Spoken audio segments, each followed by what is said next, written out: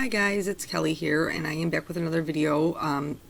Today I'm going to be using this new set. It's called Somebody Special from Simon Says Stamp, and obviously Easter is right around the corner. There's tons of cute little bunnies in here, but it's not specifically for Easter. And so what I wanted to do today was kind of like a comparison video. So I'm only showing you this part of my masking. I decided I was going to mask, create just a little mini scene. I don't know how to do anything mini. But anyway, this bunny is standing in a flower pot, which is totally adorable. But I wanted there to be another flower pot. I wanted it to just be a little bit more substantial of a scene. So I stamped just the flower pot portion of the stamp, and then stamped in some flowers that are also included in the set. So both of the scenes are exactly the same, but I wanted to do a comparison video for the Zig clean color markers and Copics.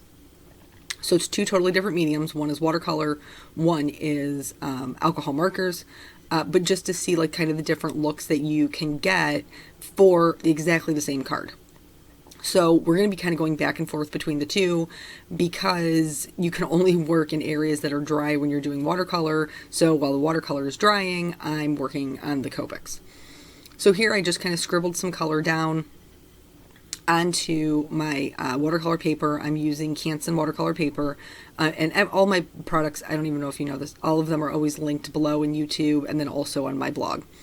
So I scribbled the color down, and then I'm using a number 2 round brush to spread the color around. What I like to do when I'm trying to get a softer edge is I will put like a barrier of water down. The pigment will only spread as far as the paper is wet, so it's not going to spread onto dry paper. So I like to put a barrier down of clean clear water and then bring the water to the pigment. Because if you put your paintbrush directly into your pigment and then move it out, it's going to be the same tone. But if you bring the water into where the pigment is, it will kind of spread on its own and bloom out and do all the things, all the pretty things that watercolor does on its own. I wanted just like a soft blue background, same thing with the bottom where the grass is. I just wanted some soft grass that kind of blended out into white. And so in doing this, I will tell you that it is way easier to get a softer background with watercolors. Sometimes with Copics it's hard to blend them out, especially if you're trying to blend into white. It can be very difficult to get it to do that. So I left on the left hand side of the card, and in the middle I left just a little bit of a white gap in between the blue and the green, because I didn't want it the green to spread basically all the way up into my sky. So I just left that little bit of a gap till I got to the end, and then I connected the two. I'm using the same color combos, everything. So now here we're going to do the Copic one, and this one is on Nina 80-pound cardstock. So I'm starting with a really light green, going through and just laying down just some color, and then doing just like a little bit of grasses sticking up for my border. I'm going to do the same thing with the sky, and I'm blending with, it's a BO1, which is a lighter color, but it's not like a quadruple zero. It's not really pale, because I did want there to be I wanted you to be able to see the sky. I wanted there to be some substantial color in the background. So I'm just kind of going around the edges and then flicking them out into where I'm going to blend it out, because this isn't going to be the lightest color that I use. This is just the base to kind of get us started. I always find that outlining everything is just a little bit easier, because then I'm not tempted to flick away from the black line and then get any bleeding. So I just have a tendency to outline and then flick away from my outline. I did a little bit of blending in with the green. I'm going to do a lot more of that with the lighter colors. So this B quadruple zero is pretty light. Copics are transparent, so if you put a lighter color over a darker color, it will remove some of the pigment. So I'm just going to keep going over the edges. I'm even going down into the grass to try to get that to blend better. Backgrounds with Copics are hard. Sometimes it's difficult to get those colors to blend. You can see next to the mailbox I had a little bit of black ink that got onto my card somehow, but I was already in it, so I'm like, I'm just going to do it. For the bottom, because this YG01 is so light, I don't own a lighter green than that. So I went to a Y00 and it blended okay. I'm going to add in some more defined grass with a YG03. Again, these aren't terribly dark colors. They're more on the light to medium scale as far as the Copic scale, but this is just what I own. I don't own all of the markers. I don't think you need to own all of the markers. But anyway, so I just went through with really quick flicks and added in some like blades of grass.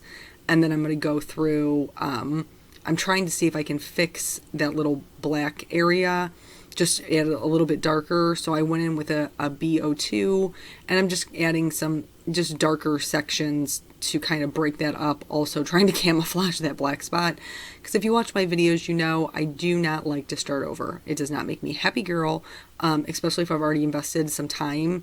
And here I haven't invested a lot of time in the coloring, but I certainly invested quite a bit of time in the masking, and I'm not doing it again.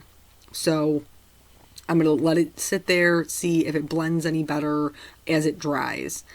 So we're going to go back, now that my background's dry, we're going to go back to the watercolor version. Here I'm using a pretty bright pink just to fill in my flowers.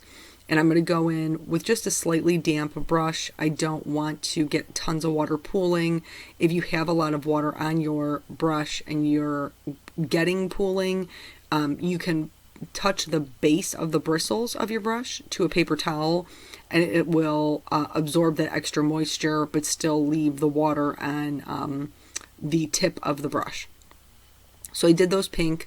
I also stamped, these hearts are not on the mailbox. The hearts are included in the set, but I just thought that they would be a little cute something to just add some character to the mailbox. So I did the same thing before. I find with the Zigs color markers, it's better to put the color down on the paper the first, like when you're first starting out. And then if you want to add any additional shading, you'll see me do it here in just a little while. You can just scribble it on any non-porous surface. So I typically use an acrylic black or my Ranger craft mat, and then I will pick it up from there, because once it's wet, it's very difficult to use the markers directly to paper. So now I put in a dark gray and a light gray into my bunny. I'm going to go in and kind of blend those out with, again, I'm not using a ton of water. It's hard for me. I think sometimes when you know a medium, you just know a medium, and the medium that I know is Copics. So getting good shading with watercolor is very difficult for me. So here, this is where I talk about the non-porous surface. So I'm scribbling down the dark gray, and then I'm just adding that kind of back into the areas that I want to be a little bit darker.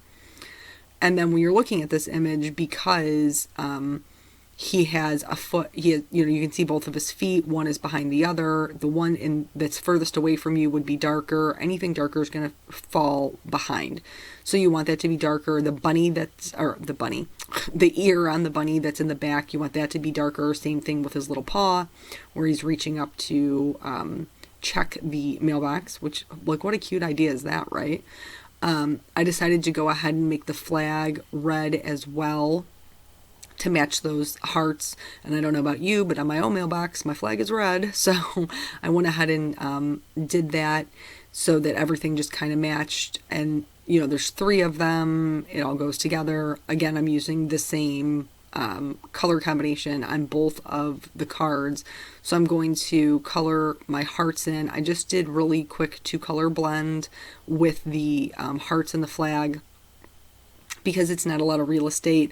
And I was trying to keep things, I guess, I was trying to keep them so that it was a true comparison, because I typically color with 4 Copics. Well, I didn't color with 4 watercolors, and my shading certainly doesn't look like I colored with 4 watercolors. So I was trying to keep it like an accurate comparison, one to the other, and just doing really simple blends with my Copics. So I picked a couple of hot pinks so that the flowers would be the same. I colored them in completely with the lightest color, and then I'm just going to go in with the darker color and do just like little flicks from the base of the flower out into the petals, so that it has some shading, nothing terribly fancy. And then I will also do the bunny. Now for the bunny, I did use 3 colors instead of 2 because the C1 almost doesn't even count. Like, it's so light, it almost doesn't even count as a color. So I typically go in with my lightest color first and lay in my shadows. I choose to do this because I'm very heavy-handed with dark colors. I know that about myself, and so to compensate for that, I don't start with my dark colors. But also I start with the lighter color, because if I make an error in the shading, and it happens to me, I'm sure it happens to you, it happens to everybody because nobody's perfect, then I can very easily cover it up because it's the lightest color. So I go from my lightest out to my darkest. The way that I typically color is with my light source in the top right hand corner, so my shadows are down and to the left. So there would be shading underneath his neck, underneath his little arm a little bit, and on his backside. And then, of course, like we were talking about before, his ear, his paw, and his, well, I guess I call it his leg, but it is his other paw. Those would also be darker. Here, this is all dry now, and I'm just going back in with the marker that I had previously used and just adding a little bit more shading. Unlike with Copics, with watercolors, you have to build up your intensity. So you do kind of like a base wash, and then you go back in and add your next round of shading, and you'll see that's what I'm doing here. The nice thing about Zigs is, even though they are watercolor markers, they will blend each other. So if you don't want to add water, if you just want to blend the 2 markers together on watercolor paper, they blend beautifully. They really do. So you almost don't even have to use water. Now the color will be stronger if you don't use any water, but I don't know, I never mind that. So here I wanted the mailbox to be white. Anytime you're coloring a white object, you're going to add shadows in. With the gray, you're just going to add shadows. So I'm doing that because my light source is in the top right hand corner. The front of my mailbox would be darker, and the light would be hitting it kind of on the back end. For this one, I did decide to go ahead and in with the water. I added the shading to the bunny the second time around, and I didn't blend it out. For this, I am going to blend it out because I want it to blend into the white, and I thought I would have a better chance of that happening if I actually used water to accomplish it. So while that dries, I'm going to work on the pot on the bottom. I used a brown and an orange to create kind of like that terracotta look. They ended up being more orange on the watercolor card than they did on the Copic card, but like I said before, nobody's perfect. So I did the best I could with the colors that I had, and I'm fine with it. I think they blended out really pretty. You know, I think that the color that they came out is really pretty, and it doesn't clash or anything with the rest of the color combination. So like I said, I'm good with it. So I added water to the side that I left with no color, and then, like I did before, pulled the water into the pigment and then let it kind of spread out and do its thing.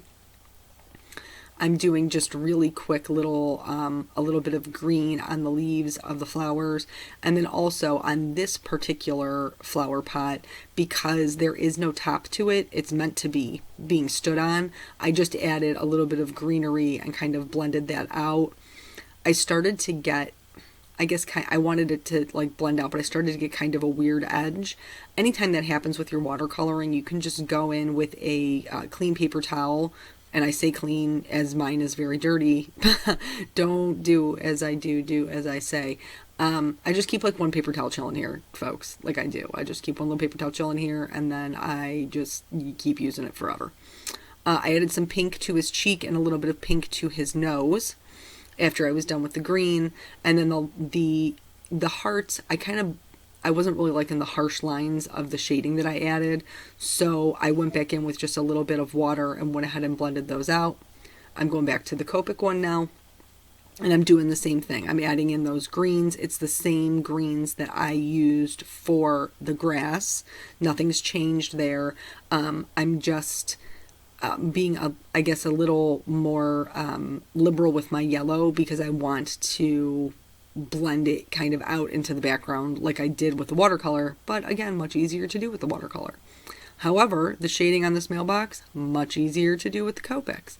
And like I said before, I think it just depends on what you're comfortable with. I'm just more comfortable with Copics. I use them more often. To me, it is faster. I'm not a very patient person. So it's quicker for me to use my Copics because I don't have to build up those layers and wait for them to dry and build up the layers and wait for them to dry. But if you do watercolor right, there is no way to recreate that. Like you can only do that with watercolor, and it's amazing. So here I picked some browns for this terracotta pot, and like I said, the browns that I picked were less orange, so they did end up being more brown, but Copics are just bolder in general. So I'm okay with how, I guess, the shading on them, the color that they turned out. Doing the same thing with the little pink cheek, and then I'm going to color in the center of my flowers, a bright yellowish orange color. And then I did use 3 colors again for the post. And the reason I used 3 colors for the post is because the front of the post that is facing the bunny is going to be darker because it is away from the sun, where the post on the side will be lighter because the sun will be hitting it. So I wanted there to be 2 colors so that the base color of the one in the front was darker. So I'm just going through and adding just like a little bit of a wood grain, which basically just means drawing random lines. I wish it was something more fancy than that, but it's really not, guys. Just a couple of random streaky lines, maybe a whirl here. I didn't really do any on this because there just wasn't enough room. So here I'm trying to figure out my colors, how dark I need them to be. I tried another tan. It was not dark enough, so then I eventually went to the actual brown. And then I'm going to blend those out with the water. Remember how I said in the beginning that your pigment will spread to wherever it's wet? That's why you can't work next to 2 areas that are wet, because your colors will bleed. And I did it anyway, folks. Did it anyway. And so it kind of did bleed to the quote-unquote lighter side of the post. But then I waited for it to dry and then went back in there again, and it worked out okay. There was some... it's wood variation. It's supposed to be textured, right? I meant to do that. I didn't mean to do that, but it's fine because it didn't ruin the card. So now that everything is dry and the coloring is done, I'm going in with a white gel pen and adding just some little polka dots to the hearts because I love polka dots and I thought it was cute. No better reason than that. And then I always outline all of my cards. I always outline all my images. I just like a bold black line. So I went ahead and did that as well. That's just how I roll because I like it. Yeah, you don't have to do that. I guess with watercolors, since everything is softer, you might feel like that black line is too bold if you outline it. I don't. I never feel that way. I never feel like it's too bold. But then once I did that, everything was done. And so I hope you can kind of see the difference in just, how to approach different mediums depending upon the look that you're going for your card. And that's it. So thank you guys so much for joining me, and I will catch you on the next video. Bye.